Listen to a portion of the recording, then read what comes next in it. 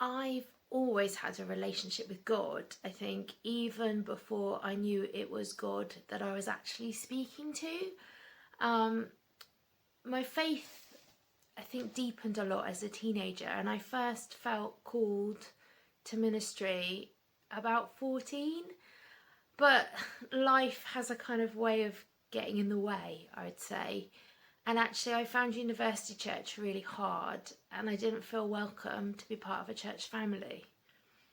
In fact, I probably would have given up entirely on church at that point if it wasn't for the encouragement of my now husband.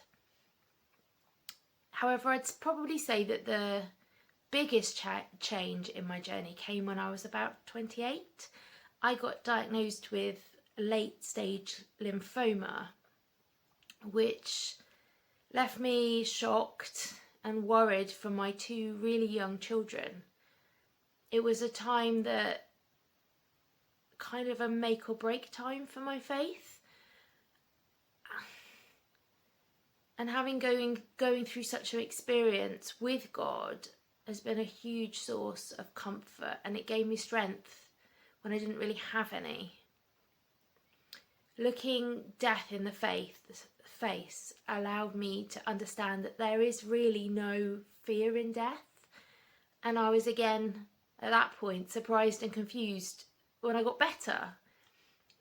That was the time where I started to reassess my calling, and I went to work in children's families and youth ministry in churches in Bath, and then later as a school chaplain.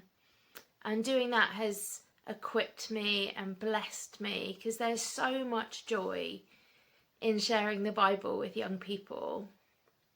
However, on top of that, God has shown me that I can do more and more with his help, especially after working through COVID during an interregnum in the church I was working in. I felt God's calling has just intensified over time, the more I kind of have avoided it. And God's graciously has just continued to equip me and show me, even through another cancer battle more recently.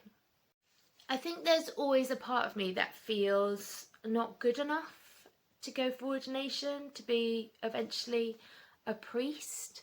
I mean, my journey started at 14 and now I'm 42.